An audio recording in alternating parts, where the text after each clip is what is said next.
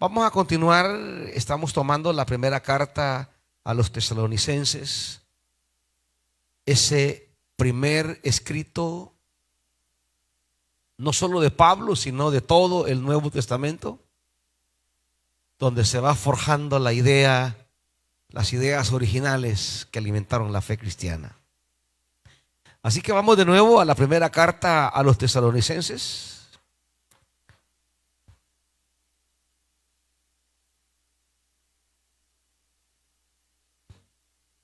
Vamos a leer el capítulo 1, el versículo 1. Primera carta a los tesalonicenses. Esta es una de esas cartas que uno de chiquito no puede pronunciar, ¿verdad? Le cuesta. Y a algunos adultos todavía.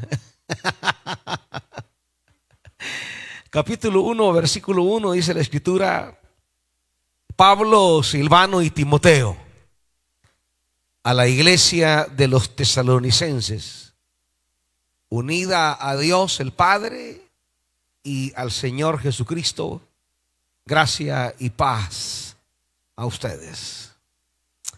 Amado Dios, déjanos comprender la profundidad de esta escritura y los desafíos que plantea a nuestra vida cristiana hoy. Háblanos, Dios, en el nombre de Jesús. Amén. Siéntense, amados.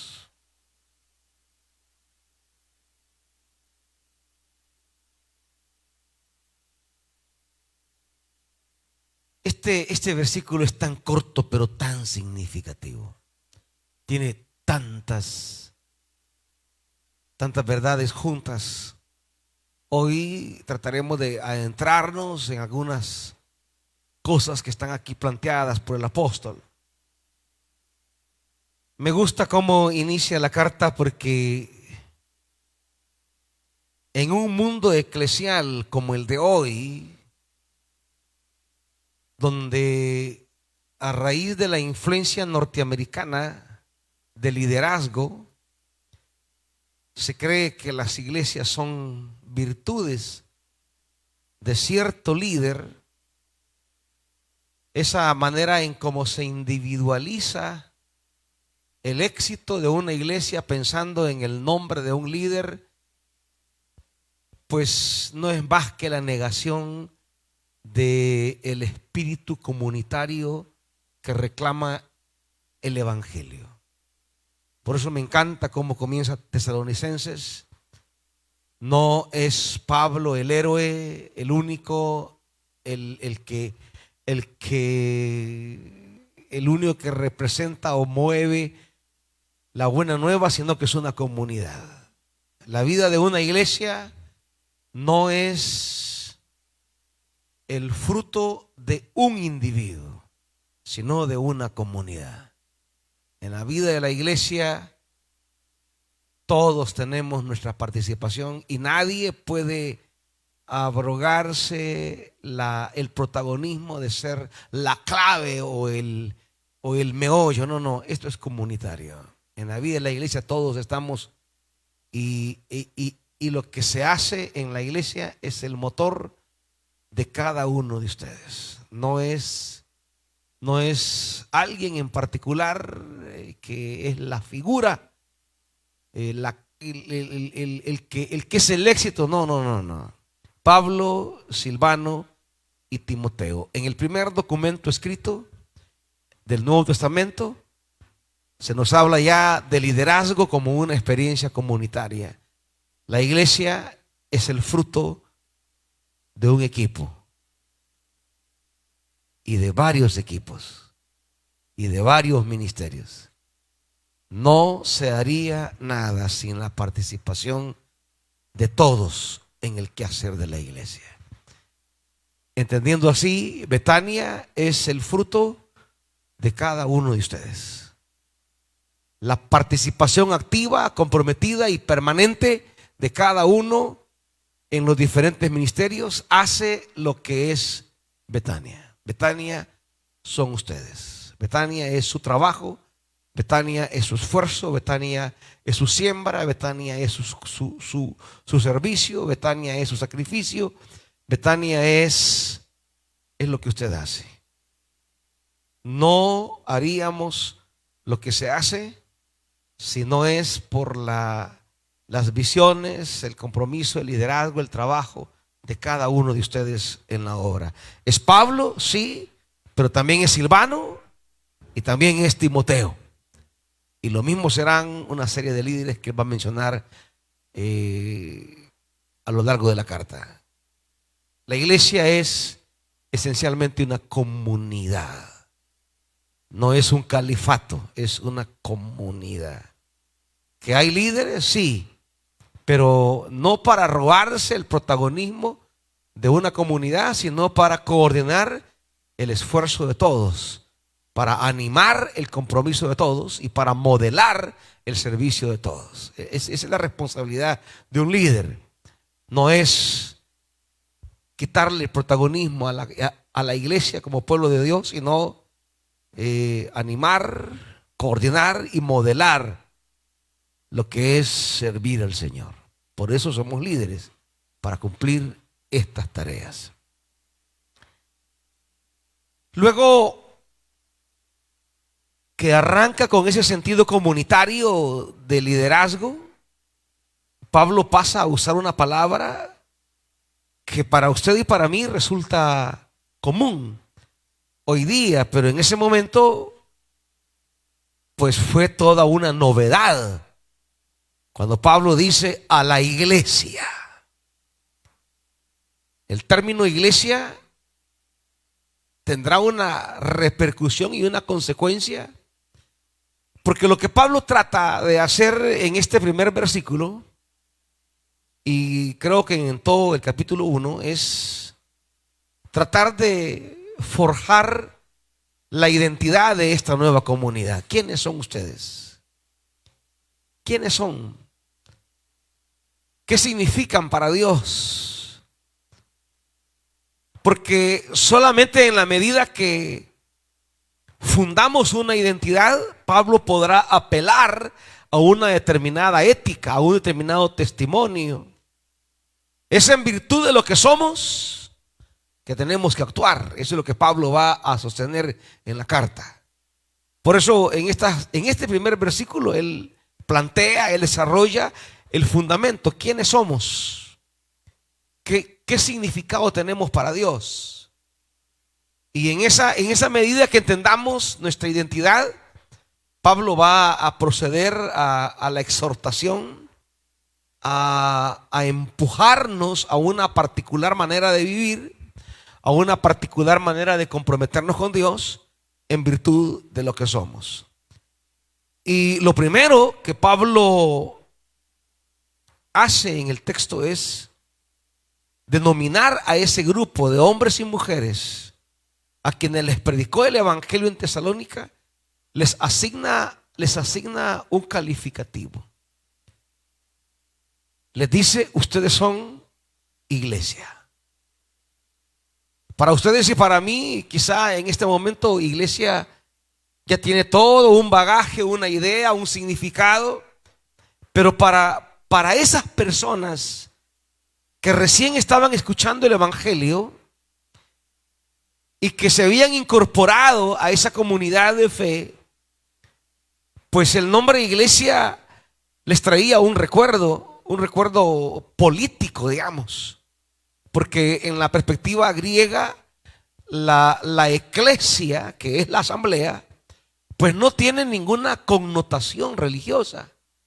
Para los tesalonicenses, como para el resto de comunidades del mundo grecorromano, la eclesia era una asamblea que se reunía para tratar los asuntos de la polis. La polis es la ciudad. Y no todos podían ser parte de la polis. Tenían que ser solamente ciertas personas que cumplían requerimientos como hombres libres, ciudadanos romanos. Un esclavo no podía ser parte de la eclesia, porque él no tenía derechos, no era nada. Eran personas distinguidas, eran personas económicamente nobles, políticamente libres, sus estatus eran privilegiados. Para esta comunidad de Tesalónica, la idea que tienen de eclesia es una élite social que se reúne para tratar los asuntos de la ciudad. Se han de haber sentido extraños que Pablo le dijera a la iglesia: ustedes son iglesia. Habrá resultado un poco desestabilizador pensar y decir: nosotros somos iglesia, somos una asamblea.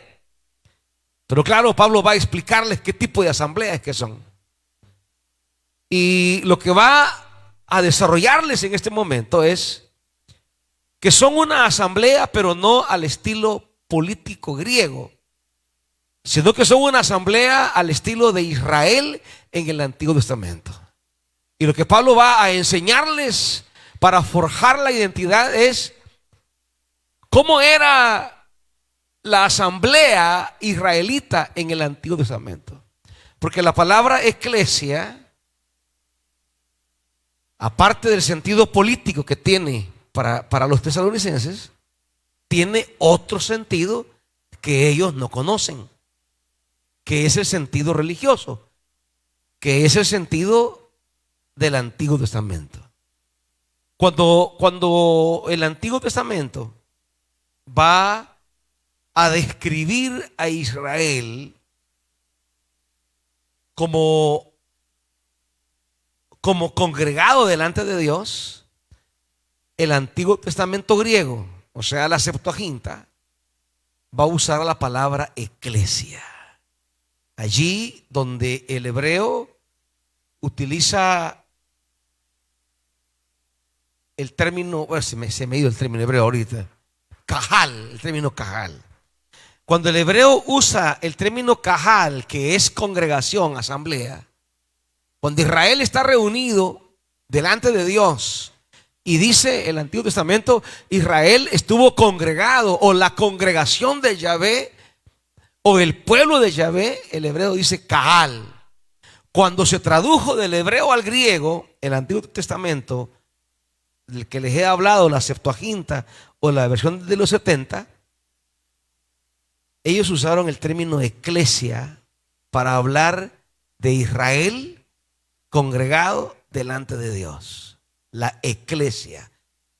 En la perspectiva hebrea, entonces, la eclesia, más que una congregación para asuntos políticos como lo usaba el mundo griego, para el mundo hebreo, la eclesia será el pueblo congregado delante de Dios para escuchar su voz, para celebrar su presencia, para tener una vida distinta a la de otros pueblos. La palabra de eclesia sería ya ese nominativo referido a Israel en términos espirituales, en términos religiosos. Israel, el pueblo de Dios. Cuando Pablo se refiere a los tesalonicenses y les dice a la iglesia, esto tiene una carga enorme, porque habla de cómo comenzó a verse la iglesia en sus orígenes. ¿Y cómo se ve la iglesia en sus orígenes? Bueno, la iglesia se siente heredera de lo que era anteriormente Israel. Israel era la eclesia de Yahvé, la eclesia del Señor. Pues ahora Pablo dice, ahora ustedes son la eclesia. Ha habido un quiebre entonces. Ha habido una ruptura. Y aquí quiero hacer un paréntesis breve sobre lo que pasa en este momento en el Medio Oriente. Y yo quiero dejar bien en clara mi postura particular desde la Escritura acerca de Israel y todo lo que usted ve y publica y se ve publicado en Israel, y el montón de evangélicos hablando que estamos con Israel, estamos orando por Israel. Ese es el resultado de una concepción equivocada acerca de Israel en la Biblia. En el mundo evangélico, les he dicho tantas veces, hay todo un sionismo cristiano que no tiene nada que ver con las Escrituras. Desde el siglo XX, patrocinado por Estados Unidos y algunos sectores de Inglaterra, se dio un sionismo enorme que se llevó al campo de la teología. Y en la teología, el sionismo, que es la postura política que cierra filas a favor de Israel, se llevó a la teología y se fue creando toda una ideología religiosa para respaldar religiosamente a Israel. Y en el mundo evangélico hay esa corriente muy fuerte de creer que Israel es el pueblo de Dios y que la iglesia debe apoyar siempre a Israel. Esa es una postura de ideología norteamericana que no tiene su fundamento en las Escrituras. Israel no es el pueblo de Dios. El pueblo de Dios es la iglesia. La iglesia somos nosotros. La iglesia ya no es Israel. Israel ya no es un pueblo congregado delante de Dios. Bueno, para su información, el 93% de judíos del actual Israel son ateos, agnósticos o simplemente desinteresados en el tema de la fe. El Israel actual no tiene nada que ver con ninguna conciencia de fe. El Israel actual es un pueblo agnóstico o ateo. No van a creer que el israelita anda con la Biblia en la mano o que se levanta a orar cada mañana. No confundan la identidad religiosa de un grupito de rabinos que pasan orando en el muro de los lamentos creyendo que todo Israel es así. No, hermanitos. Los judíos actuales ni tienen interés en saberse nada en términos religiosos. Los locos somos nosotros. O sea, la locura sionista es la iglesia evangélica. La locura religiosa somos nosotros. Ellos no tienen ningún interés en términos religiosos. Ese 7% restante, en su gran mayoría, son judíos ortodoxos. Otra pequeña minoría son judíos cristianos. Pero la gran mayoría, el 93%, es gente atea. No crea que porque van en excursión a Israel y anda una persona ahí explicándoles, mire, esta es la cueva de Macpela, y le cuenta toda la historia de Abraham, y usted dice, ay, qué persona, cuánto sabe de la Biblia. No, ella no sabe nada de la Biblia. Ella lo que está es que se ha memorizado una cartilla y le anda explicando a usted como que usted vaya allí al Tazumal, pues, y alguien le ande hablando ahí pero no es que ella pertenezca a las tradiciones indígenas y esté comprometida con el rescate del patrimonio multicultural. No, ella agarró su manual, se lo memoriza y usted va y cree que ella es experta en eso. No, nada que ver. Los tontitos son los evangélicos que convierten esos lugares en como que fueran lugares sagrados, como que no ha ocurrido el evangelio que dice, a partir de Jesús ya no hay lugares sagrados. El único lugar sagrado ahora es Jesús de Nazaret. Por eso dice el Señor, viene la hora que ni en Jerusalén ni en Gerizim. ¿Está claro? Ya no se va a adorar en Jerusalén ni en Gerizim. Porque ahora la adoración es en espíritu y en verdad. Hoy ya no es de lugares, hoy es de maneras, de formas, de actitudes. No es donde adoro, es cómo adoro. Eso que la gente dice, ay, yo entré al monte Sinaí y sentí. No, hermanito, esas son predisposiciones, ¿verdad? Y mire, y dése un toque facial con esta agua del río Jordán. No, eso no es nada, hermanito. ¿Verdad? Que hay gente que tiene todo ese negocio y claro, los evangélicos dunditos que los agarran como agarraban a los católicos, vendiéndoles un montón de cosas, que de la cruz del Señor, que un pelo de Jesucristo, que una uña que se le cayó, aquí está el Señor, aquí está, ¿verdad? Y una serie de, ¿cómo le llamaban esas cosas? No, de vestigios de, no, que eran como que de verdad fuesen del Señor. Y mire, esta piedra fue del sepulcro. El Señor estuvo a la par de esta piedra. Pues sí, ¿a mí qué me importa la piedra? Me importa Él que está vivo. La piedra en la que estuvo acostado, más que me quieren bajar vendiéndomela. No, me importa Él. ¿Qué me importa la piedra si lo tengo a Él? ¿Verdad? ¿Qué me importa el agua del río Jordán si tengo el agua del Espíritu Santo? Pero claro, como nosotros somos faltos de entendimiento y de formación, cualquiera de estos bizneros nos agarra de su pato. Y yo espero que si usted viaja un día a Israel, no sea como, ¿cómo le llaman cuando van a Esquipulas? ¿Cómo le llaman? Cuando la gente dice voy a Esquipulas, que hacen las caravanas, bueno, sí, o sea, que van a Esquipulas creyendo que ahí está, ¿verdad? El lugar sagrado. No.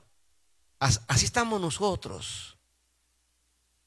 Si usted viaja un día a Israel, y yo quiero un día viajar a Israel, es para familiarizarme con el mundo de la Biblia. Poder leer la Biblia en su contexto geográfico, histórico, ubicarme, porque la ubicación geográfica es otra cosa. No es lo mismo que usted lea Belén de David y usted estuvo en Belén y siente el escenario bíblico y comprende detalles del texto, pero no creyendo que allí ese lugar es sagrado y ahí hay una radiación especial de Dios. No, hermanitos. O sea, les informo, Jesús ha venido y con Jesús todo cambió. Con Jesús, Dios se relaciona con nosotros de una manera ya distinta. La mediación salvadora es de Dios en Cristo, no de Dios en Israel. El Salvador del mundo es Jesús el Cristo. El único lugar sagrado en el que debo anhelar estar es en Cristo, como lo vamos a ver en un momento. El único lugar del cual yo quisiera beber es de esa fuente inagotable. Dios ya no está en lugares. Dios está en Cristo. Lo dice hasta la saciedad el Nuevo Testamento. Dios en Cristo. Y si yo estoy en Cristo, estoy en Dios. Punto. Así que en un conflicto como el que está en este momento en Medio Oriente, detrás del cual hay negocios como siempre, dinero envuelto, poderío, clases dominantes, nuestra única oración y preocupación es por las víctimas, por la gente inocente que paga los platos rotos de los políticos que manejan la economía mundial. Nos importa nada más orar por los niños y niñas que están siendo despedazados por los proyectiles de uno y de otro. Nos importa orar por los padres y madres que quedan sin sus hijos o hijos que quedan sin sus padres, la pérdida, el dolor de sus bienes.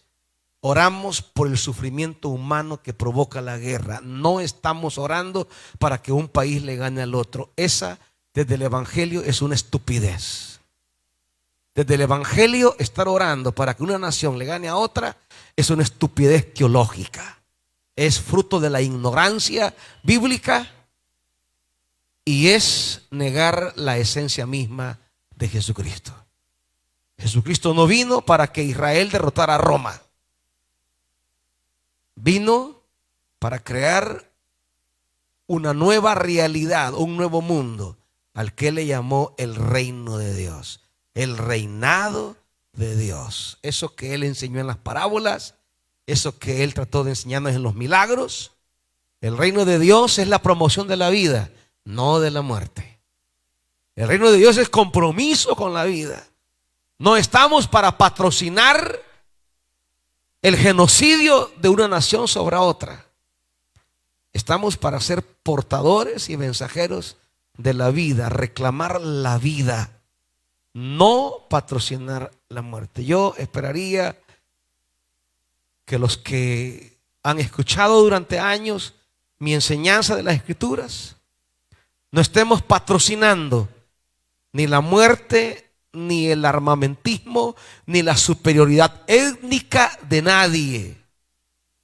Que los que hemos escuchado la palabra estemos patrocinando la dignidad de todo el género humano. Todos somos iguales delante de Dios, somos su creación. Estemos promoviendo la fraternidad humana, no la superioridad de uno sobre otro, y estemos intercediendo y orando por la gente que está sufriendo la pérdida de la vida y la pérdida de sus seres amados. Si va a orar, ore por eso. Si no, mejor no ore. Está perdiendo el tiempo porque Dios no le va a escuchar. Se pone a orar: Señor, que gane Israel, que gane Irán. Esas son sandeces teológicas. Si va a orar, doble rodilla por la gente que está sufriendo todos esos ataques y vejámenes, esas muertes y humillaciones, ese dolor tremendo. Por ellos ore, no para fomentar el odio de unos contra otros. ¿Estamos, hermanitos? Y trate de enseñar a otros lo que es el evangelio, lo que es la buena nueva de Jesús, lo que es el reino de Dios. En esa línea, cerrando este paréntesis, Pablo les llama a este grupo que emerge en la sociedad de Tesalónica, les dice: hey, ustedes son iglesia.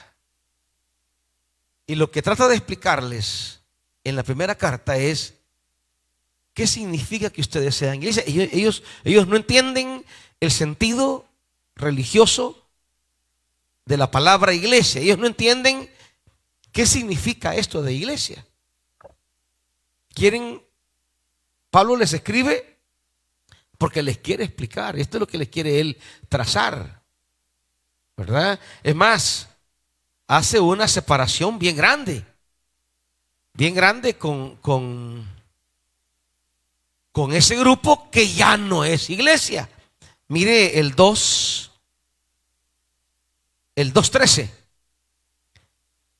Así que no dejamos de dar gracias a Dios, porque al oír ustedes la palabra de Dios que predicamos, la aceptaron no como palabra humana, sino como lo que realmente es: palabra de Dios, la cual actúa en ustedes los creyentes. O sea, ellos han sido depositarios de la palabra. Es la palabra, como ya veremos, la que los hizo iglesia. Lo que me hace iglesia ya no es una adherencia étnica, racial, cultural. No, lo que me hace iglesia es la receptividad de la palabra en mi corazón, ¿verdad? Aquí no importa que si amanecí y antes era gentil y ahora soñé que soy judío y ahora me llamo David ben Abraham. Eso ya no importa. De quién es hijo ya a nadie le importa. No, recibe o no recibe la palabra, eso es lo que importa. Si usted puede ser hijo, si quiere, de 10 generaciones judías, pero la pregunta es: ¿recibe la palabra? ¿Sí o no? Esa es toda la diferencia. En Cristo es el acogimiento de la palabra lo que me da la identidad espiritual. Y es que así debió ser siempre. Así debió ser en el Antiguo Testamento. Israel era Israel porque el Señor le decía: acoge la palabra, obedece la palabra, escucha mi palabra, recibe la palabra. Pero claro, los israelitas, ante la incapacidad de recibir la palabra, se inventaron que eran pueblo de Dios, ya no por la palabra, sino porque tenían la sangre de Abraham. Llevaron la categoría de ser pueblo de Dios a raíces étnicas, aunque ya no acogieran la palabra. Es más, Pablo llega a ser duro aquí, mire. Ustedes, 14, hermanos, siguieron el ejemplo de las iglesias de Dios en Cristo Jesús que están en Judea. Esta teología de que los creyentes en Jesús son ahora la iglesia, pues nació en Judea, en Jerusalén y sus alrededores. Allí comenzaron ellos a sentirse que son la nueva iglesia, el nuevo pueblo de Dios. Y dice, ya que sufrieron, oiga esto, a manos de sus compatriotas, lo mismo que sufrieron aquellas iglesias a manos de los judíos. Aquí está clara ya la separación. Los judíos y la manera de cómo los judíos hicieron sufrir, o sea, la vieja iglesia haciendo sufrir a la nueva iglesia. ¿Por qué?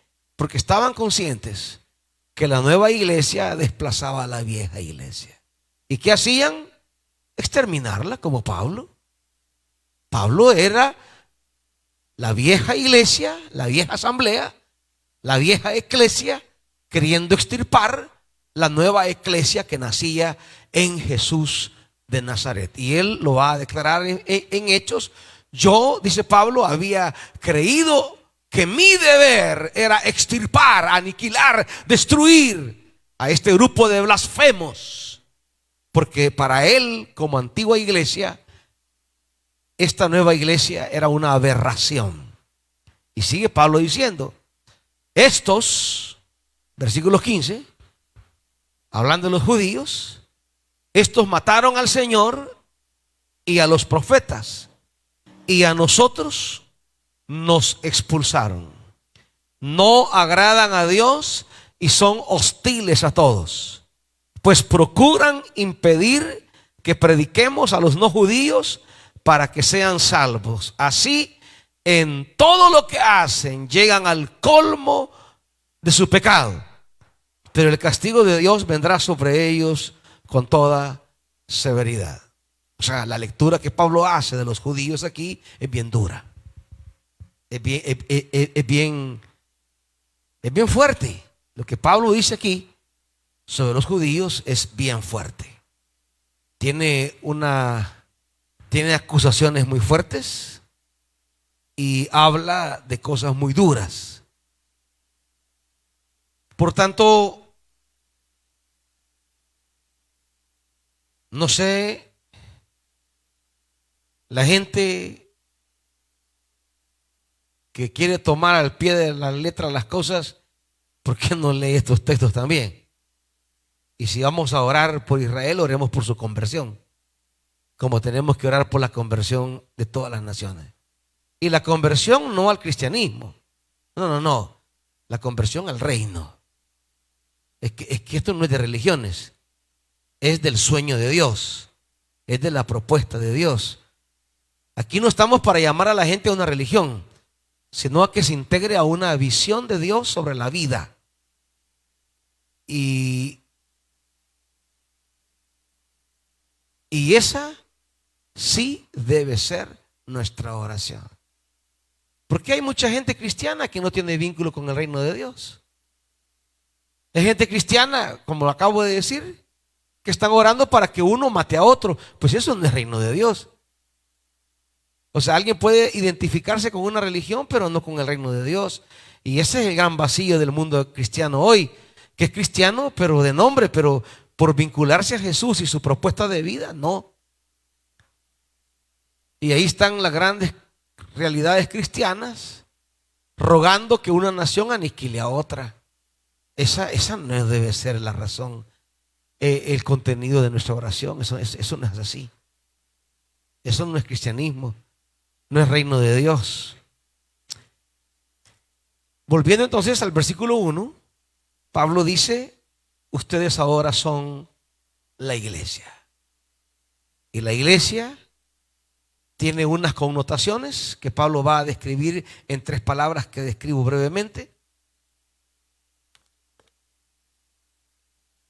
Versículo 4, Pablo le atribuye por lo menos 3 palabras que están ligados a la idea de pueblo de Dios, iglesia de Dios en el Antiguo Testamento. Primero, versículo 4, amados de Dios. Ese no es un término inventado por Pablo, esto viene del Antiguo Testamento. Israel siempre se consideró amado por Dios. Siempre fue como el nombre con el cual Israel se podía sentir a sí mismo. Cuando usted ve el Deuteronomio, acompáñeme. Deuteronomio 33. Moisés va a bendecir a Benjamín. Y cada palabra que va a usar para cada tribu habla de Israel. Y dice 33:12, acerca de Benjamín dijo que el amado del Señor repose seguro en él, porque lo protege todo el día y descansa tranquilo entre sus hombros. Israel siempre se vio como el amado del Señor. Pablo, como conocedor experto de las escrituras del Antiguo Testamento, sabe los títulos con los cuales Dios se refirió a Israel en el Antiguo Testamento. Ahora él toma esos títulos y se los dará a esta nueva comunidad que emerge de creyentes en Jesús. Ahora ustedes son los amados de Dios, los amados, es decir, aquellos en quienes Dios fijó su mirada de amor y los convocó a ser pueblo de Dios en la palabra que se predica. Ustedes ahora son los amados de Dios. Iglesia, somos nosotros los amados de Dios, los que nos identificamos con Jesús, los que seguimos a Jesús, los que nos comprometemos con Jesús, los que caminamos con Jesús hacia el reino de la vida. Somos los amados de Dios. No sé por qué la iglesia vende su primogenitura. No entiendo yo esto. Yo no entiendo por qué Dios nos ha otorgado la primogenitura con Cristo, que es lo que Pablo dice, y nosotros vamos y se la damos como el viejo Esaú, se la damos a Israel, ¿verdad? Se nos ha dado la primogenitura en Jesús, se nos ha dado el ser coherederos con Jesús, y nosotros vamos y le entregamos por un plato de lentejas. Seguimos cometiendo el grave error de Esaú. No era Jacob quien tenía la primogenitura, Esaú se le entregó. Y eso hace la iglesia hoy día con sus teologías huecas y vanas, entregar la primogenitura que nos ha sido dada por la gracia de Dios. Claro, yo puedo entender a la iglesia que no estudia o no se mete, pero no yendo a los pastores que dicen que han estudiado en un seminario. No sé qué han estudiado, porque la Biblia no la han estudiado. Porque si estudiaran la Biblia se dieran cuenta que Jesús ya vino, y el antes y después no lo marca ninguna nación sino Jesús de Nazaret. En Jesús Dios entró en una nueva alianza con los seres humanos. En Jesús Dios puso términos nuevos de relacionarse con los seres humanos. Por eso somos cristianos, pues, porque creemos en Jesús, el Cristo. Pero la gran contradicción es que estos cristianos son de mentira, porque confiesan teóricamente a Jesús, pero en términos reales siguen siendo de la vieja alianza, siguen siendo del viejo Israel, de la antigua iglesia, como que si no hubiese aparecido Jesús. Esa es nuestra gran diferencia. Nuestra gran diferencia es cuál es el punto de partida nuestro. Y el nuestro no es Abraham, no es Moisés, no es David, no es Elías. El punto de partida nuestro es Jesús. Por eso los evangelios quieren dejar bien claro en la narración de la transfiguración que allá aparecen Moisés y Elías, los vértices del Antiguo Testamento, la ley y los profetas. Pero aparece Jesús. Y en un momento desaparecen Moisés y Elías y la voz del cielo dice: este es mi Hijo amado, a él oíd. No a Moisés, no a David, no a Elías, a él escuchad. Y ese es el meollo de la fe cristiana. Es porque lo escuchamos a él que entendemos las cosas de una manera distinta. El problema es que la gente sigue escuchando a Elías y sigue escuchando a Abraham o escuchando a David. Y claro, mientras siguen escuchando a David, van a seguir orando por Jerusalén. Pero si escuchamos a Jesús, vamos a orar por todas las naciones. ¿Qué es lo que Jesús dice? Mi casa es casa de oración para todas las naciones. Mi casa, casa de oración para todos los pueblos. No para Jerusalén, es para todos. Pero seguimos escuchando a David y no escuchamos a Jesús. Y yo les exhorto seriamente a que escuchemos a Jesús, hermanitos, y que vivamos desde Jesús nuestra vida cristiana. Ustedes son la iglesia, son los amados de Dios.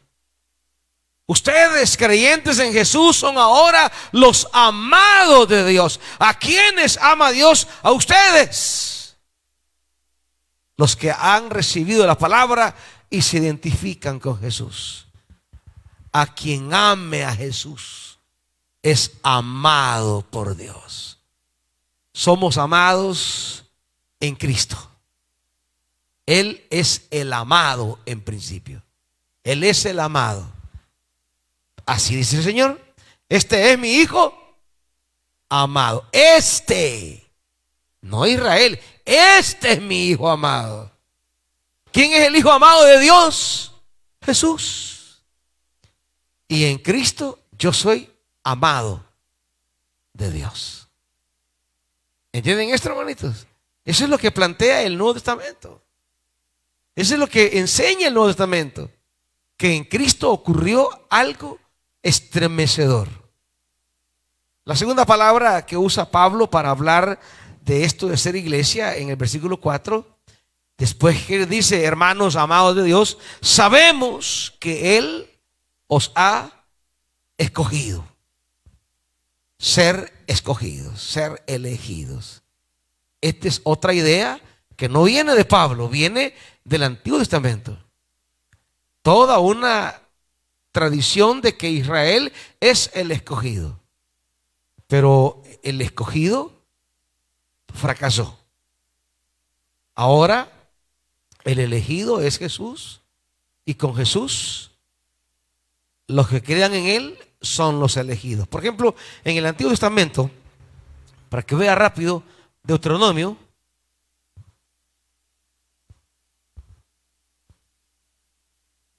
Deuteronomio 4, 37.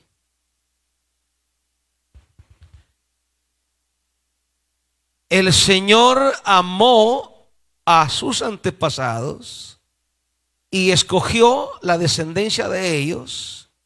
Por eso Él mismo personalmente, con gran poder, los sacó de Egipto. Ahí está. El Señor le dice: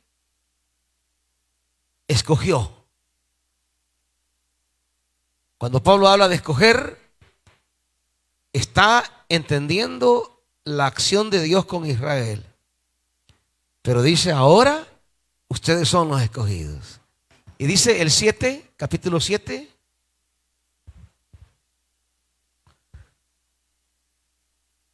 capítulo 7, versículo 6. Porque para el Señor tu Dios tú eres un pueblo santo. En la Septuaginta, donde dice pueblo santo, dice eclesia. Eclesia hagios, eclesia santa. Es el pueblo santo. Él te eligió, aquí está la elección. Él te eligió para que fuera su propiedad exclusiva entre todos los pueblos. El Señor sintió afecto por ti y te eligió, aunque no eras el pueblo más numeroso, sino el más insignificante. El Señor te ama y quería cumplir su juramento a los antepasados. Ellos, la palabra elección, la palabra escogido, era una idea ligada a Israel. Dios escogió a Israel. El problema de la elección es que el elegido se confunde. Y es lo que Pablo quiere evitar con Tesalónica. El escogido toma la elección como una categoría de superioridad y de privilegio. Somos los elegidos, pero lo que despierta es arrogancia, superioridad, sentirse mejor y sean como yo. No. La elección no pasa por ahí. La elección no es una palabra. Dios no elige a Israel para que sea la élite, lo selecto. No. La elección supone responsabilidad. La elección, más que privilegio, supone una tarea. La elección es para cumplir un propósito.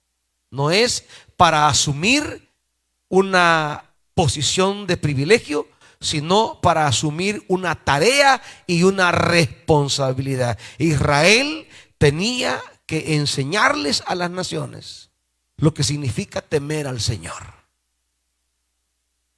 ¿Y qué significa temer al Señor? Pues lo dirá todo el Pentateuco y Deuteronomio en particular. Temer al Señor es velar por la justicia y el derecho. Temer al Señor es velar por el huérfano, la viuda y el extranjero.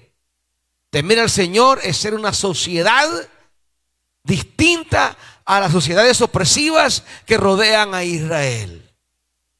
Por eso la ley contemplaba un modelo de nación que no se parecía en nada a las naciones de alrededor. Israel tenía que ser una manera de entender la vida humana distinta. En Israel, a diferencia de las naciones, no había rey, por ejemplo. Esta era una ruptura política grande. En Israel no había rey porque Yahvé era el rey. Imagínense cuando las naciones del norte bajaban al sur y el sur pasaban hacia el norte y pasarían por Israel. ¿Y el palacio? No, aquí no hay palacio. No tienen rey. No. ¿Y quién es el rey? Pues el Señor.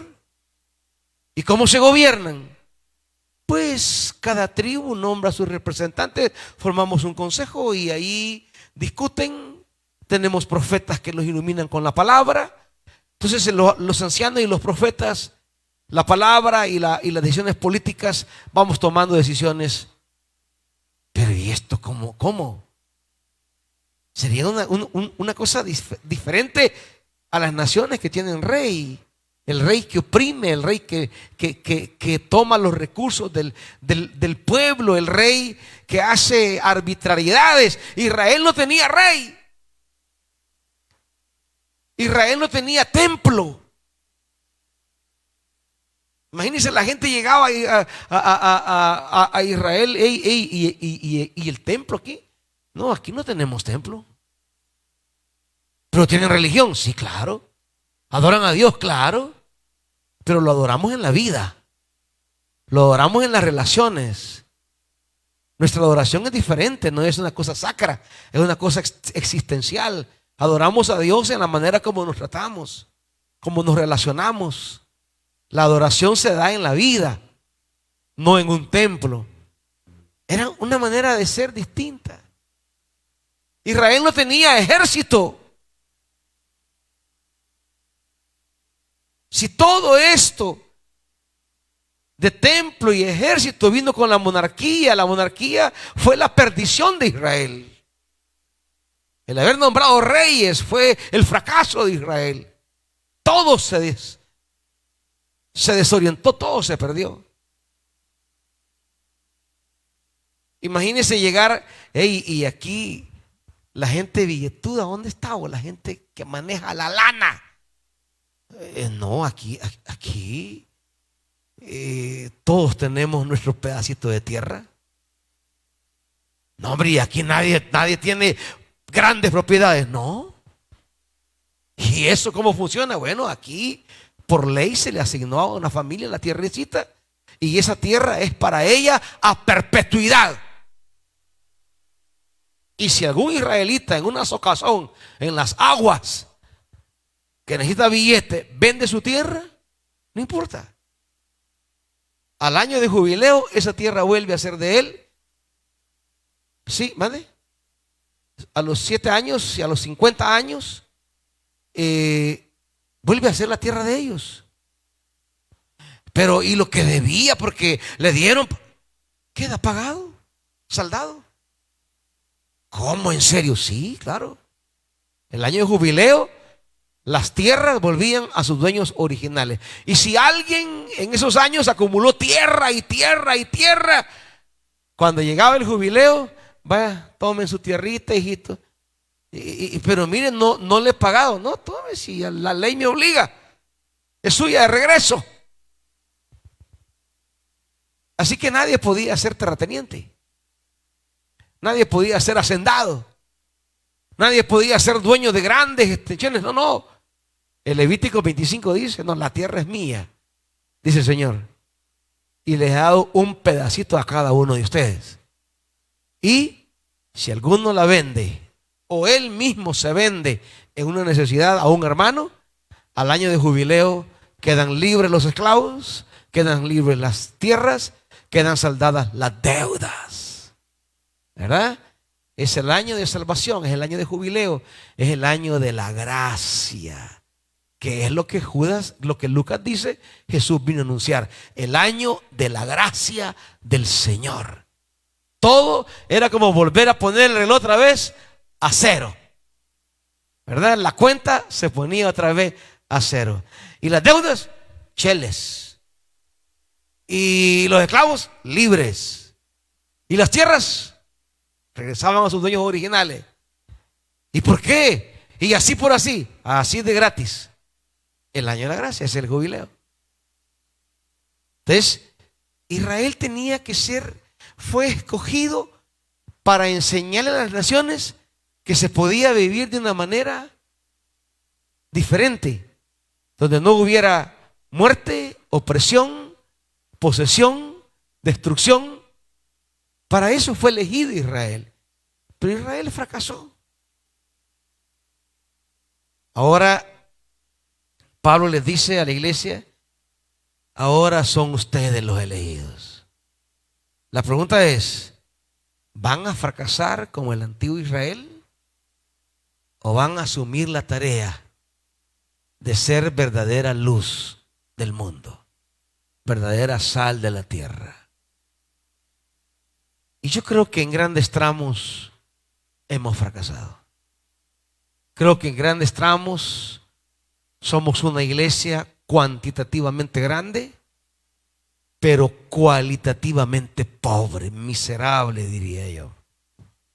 Una iglesia que no ha sabido transformar esta realidad de muerte. Una iglesia que no ha sabido penetrar las profundidades del corazón humano. Una iglesia que es evangélica, pero con gusto patrocina la muerte. ¿Cuántos evangélicos no pedían la muerte en las redes? Casi que pidiendo que mataran a todos los pandilleros, que los quemaran. O sea, miren, por mucho daño y por mucha maldad que hayan hecho y que hicieron, el evangelio no nos permite, si de verdad somos evangélicos, no nos permite desarrollar sentimientos de muerte hacia ellos. Somos seguidores de aquel que después de ser torturado, casi masacrado, dijo en la cruz: Padre, perdónalos. ¿Qué cuesta eso? ¿Hasta dónde el evangelio realmente es programa de vida nuestro? ¿Hasta dónde el evangelio realmente es nuestra consistencia interior?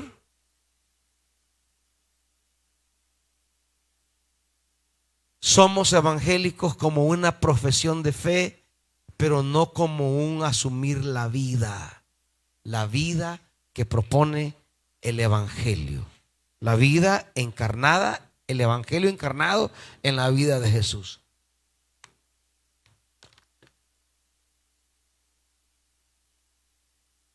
El mundo es violento, los evangélicos son violentos. El mundo es a veces ladroncito. No deje su cartera por ahí, hermanito. O sea, somos más reflejo del comportamiento social que de la ética que propone el evangelio. Usted no puede dejar en una iglesia su celular que aquí voy a dejar mi celular en la silla. Ay, hermanito. Si quiere, pruébelo. Haga la prueba.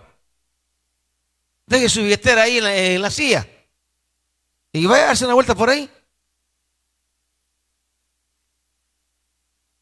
¿Por qué? Porque no hemos desarrollado el comportamiento que el evangelio reclama. Somos parte de la sociedad que cree que eso es astucia, eso es buena suerte, hasta bendición de Dios. Hey, me encontré esta cartera aquí en la iglesia, Dios me la proveyó. Hey, si ahí van a la cafetería, piden, ya vengo, hermano, voy a traer el pisto que se me olvidó. Ahí está esperando todavía la hermana que vayan a pagar. O sea, porque la livianada como concepto social que mueve el salvadoreño no ha sido tocada por el evangelio. Que la cajera del banco o del súper le dio 20 pesos de más. Gracias, Padre. ¿Y quién cree que va a pagar los $20? ¿Ah? ¿De dónde está el principio evangélico? No, mire, señorita, usted se equivocó, tome. Aquí están los $20. La ética del evangelio no somos así. Entonces, hemos realmente cumplido la misión. Amontonar gente en templos, esa no es la misión de la iglesia. Jamás Jesús dijo eso. Amontonar gente en iglesias y convertirlos a una religión, esa no es la misión. Formar religiosos, tampoco. Hombres nuevos, mujeres nuevas. Esa es la esencia del evangelio. Y mientras no seamos hombres nuevos, mujeres nuevas, los templos pues están abarrotados. Es por gusto. A Dios eso no le impresiona. No crean que se reúnen 20,000 gente en un lugar y Dios va a decir, wow. A Dios le vale eso. ¿Usted cree que Dios va a impresionarse por las multitudes? ¿Qué? ¿Usted cree que Dios es de Wall Street? ¿Usted cree que Dios es un tipo de estadística que se deja sorprender por eso? No, hermanito. Dios es un padre. Yo le pregunto, ¿qué impacta de verdad a un padre? ¿Que su hijo tenga dinero y humilla al que no tiene? ¿O impacta que tenga 2 pesitos su hijo, pero va y le dice a su hermano, mira, aquí tenés uno y yo uno? ¿Qué impacta a un padre? ¿Qué impacta a Dios? ¿Qué estremece a Dios? Los partidos políticos se pueden dejar estremecer por iglesias grandes. Los medios de comunicación se pueden dejar estremecer por las masas. Pero Dios, ¿qué masa va a estremecer a Dios? ¿Usted cree que Dios va a decir, wow, esta iglesia, qué bárbara, qué templo, cuánta gente? No, hermanito. Si Él está hasta aquí de ver templos y gentes. No. Él quiere ver realidades nuevas, relaciones nuevas, mundo nuevo, reino. Eso sorprende a Dios. Usted, hermanita, trabajando en comunidades necesitadas, pobres, trabajando con gente de la calle, eso impresiona a Dios, eso agrada a Dios. Trabajando con niños abandonados que a nadie le importa en una comunidad. Cipotes, cipotas que si usted no estaría ahí apoyándolas en algo, esa gente no tendría ni luz. Eso quiere impresionar a Dios. La manera en que usted sirve a otros y que estos otros caminen hacia una vida más plena. Eso Dios dice, eso me encanta. Ese es mi trabajo. Eso es lo que yo quiero hacer en el mundo. Esos son mis verdaderos ayudantes. Esos son los que yo he elegido para que me apoyen, para que trabajen conmigo. La elección no es para ponerte en una pieza de museo ahí a que te observen. La elección es para que trabajes junto a Dios.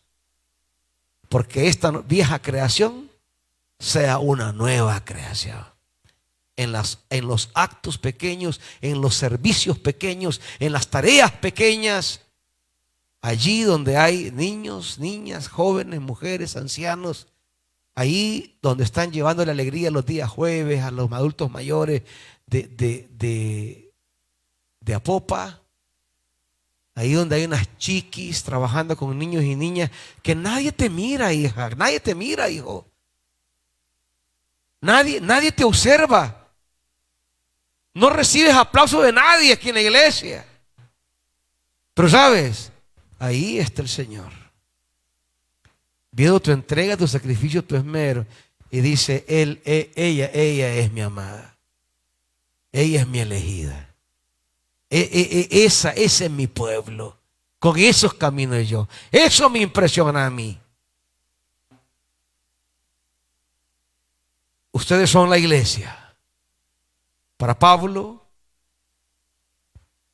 decirle iglesia a esta comunidad de Tesalónica es decirle, ustedes son el nuevo pueblo de Dios y deben asumir las cualidades que Dios quiso que Israel asumiera en el Israel antiguo, y no deben fracasar, no deben fallar, deben ser fieles. Es lo que le voy a decir a lo largo de la epístola. Sean fieles, cumplan su llamado. Ya iremos viendo más adelante las exigencias que Pablo les hace sobre esta nueva identidad. Son el pueblo de Dios. Finalmente quiero cerrar con esta frase que dice la iglesia, la NBI ha traducido, unida a Dios el Padre y al Señor Jesucristo. Esto de unida ya es traducción, porque el griego solo dice iglesia en Dios el Padre y en Jesús, en el Señor Jesús el Cristo. Es en Dios Padre. Son iglesia en Dios Padre, son iglesias en Jesús el Cristo. Y esta construcción en Dios es una forma rara de Pablo de escribir, que refleja quizás su incipiente teología. Pero ¿qué significa decir en Dios? Ustedes son iglesia en Dios. Pablo quiere decirle en esta frase tan pequeña, en esta preposición, quiere decirle a ellos, ustedes son iglesias por obra de Dios. Es decir, somos iglesia porque fue creada por Dios. Es el designio de Dios. La iglesia es el fruto de decisiones divinas. No son iglesia porque sean una asociación voluntaria, personal, no. No son iglesia porque pertenezcan a una misma élite social, no. Porque tengan los mismos cosas en común, no. Porque sean de la misma raza, no. Ustedes son iglesia por decisión de Dios. Dios. Dios es quien nos ha llamado a la existencia. Es Dios quien tuvo la iniciativa de hacerte iglesia. Y esto es un grado de responsabilidad muy grande, porque quiere decir que respondemos a Dios y no a los hombres. Quiere decir que los hombres pueden aprobarnos. Pues sí, pero eso no importa. La pregunta es, ¿nos aprueba Dios? Quien da la calificación sobre la calidad que seamos de la iglesia no son los hombres. Los hombres pueden calificar y poner esta iglesia 10. ¿Y por qué? Miren qué templo, miren cuánta gente, miren qué movimiento, miren cómo son amigos de diputados, presidentes. A Dios eso. Lo que los hombres tengan por sublime para Dios puede ser aborrecible. Los hombres pueden ponerle 10 a cualquiera de nuestras iglesias. La pregunta es, ¿cuál es la calificación de Dios? Y las iglesias que acaban de estudiar ustedes en Apocalipsis, pues ustedes ven que esas son las calificaciones divinas. Y dentro de una de ellas se calificaban bien. Somos ricos, somos aquí, somos allá. Y Dios dice, no. Tú te calificas de rica, pero eres pobre. Tú te calificas de bien vestida, no, estás desnuda. Tú te calificas que todo lo ves, no, tú estás choca. Tienes fama de estar viva, pero no, hija, estás muerta. Las calificaciones divinas son distintas. Ahí tenemos a Amós. Amós llega a Samaria. Es un campesino que allá andaba cuidando bueyes. Y Dios le dice, veníamos, anda a Samaria, te voy a dar una palabra. Y sabe que Samaria en el siglo VIII tenía la mejor prosperidad de su historia. El reinado que el reino del norte tuvo más estable fue el de Jeroboam II. 40 años gobernó ese rey. Y en 40 años le dio a Samaria una estabilidad, un desarrollo, un progreso. Y llega Amós a Samaria, es a Samaria próspera, de edificios, de palacios, de casas, de ricos. Y comienza a denunciar. Comienza a decir lo desagradable que son a los ojos de Dios. Comienza a hablar de la miseria espiritual que tienen. Y esto fue ofensivo, porque para ellos su prosperidad era símbolo que Dios estaba con ellos, como muchos creyentes hoy día, que creen que el pisto es criterio único y excluyente de bendición divina. Y entonces cuando Amós llega y dice, no, dice, ustedes están mal. ¿Por qué? Porque la viuda está mal, el huérfano está mal, el extranjero está mal. Es decir, los más vulnerables de la sociedad están mal. Y si ellos están mal, la sociedad está mal ante los ojos de Dios. Pero miren los palacios, no importa, eso no sirve. Pero mira las obras, lo arquitectónico, las calles, sí, pueden ser bonitos, pero están mal. La pregunta es cómo está el pueblo. Leamos. Y tenga presente esto, Amós está predicando en la época de mayor prosperidad financiera de Israel del norte. Y Dios le dice, por gusto, no me convencen. Esto a mí no me sirve. ¿Ustedes creen que nuestras credenciales delante de Dios son nuestros templos? Señor, te vamos a llevar a un templazo que tenemos. Mira, que veas, le dice Evangélica, te va a quedar apantallado ese templo. Por gusto, piedra sobre piedra. Botaron su pisto, va a decir el Señor. Pero Señor, mira si eso es de mármol. Botaron su pisto. ¿qué va a apantallar a Dios? Ya lo dice Mateo 25. Estuve desnudo, estuve hambriento, estuve sediento, estuve preso, estuve enfermo. ¿Estuvisteis ahí o no estuvisteis ahí? No hay otra cosa. No hay otro punto. El lugar donde encontramos a Jesús es en el necesitado, en el que sufre. El lugar en que encontramos a Jesús no es en un lugar geográfico, es en el humano necesitado. Allí está Jesús. Si usted está allí, está caminando con Jesús. Esa es lo que Pablo dice, debemos ser la nueva iglesia. La iglesia que no pretende ser poderosa en términos humanos, sino poderosa en Dios y en Cristo Jesús. Amén, hermanitos. Pónganse de pie, siervos. No fracasemos, iglesia. No fracasemos como el antiguo Israel.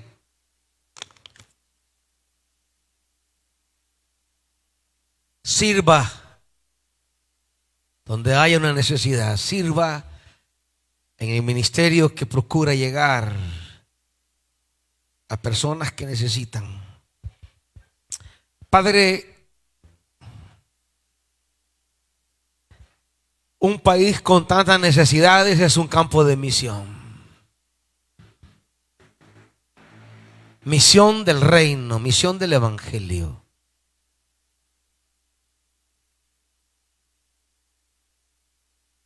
Y como iglesia tenemos tanto que hacer. Y a veces tenemos pocos recursos. Primero, ayúdanos a ser fieles a la misión que nos encomendó Jesús.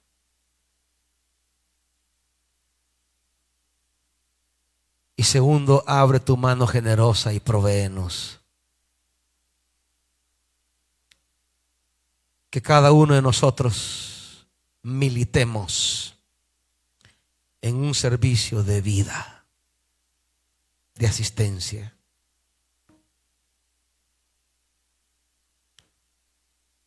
Haznos una iglesia sierva todos los días de nuestra vida. Que cualquier necesidad sea campo de misión.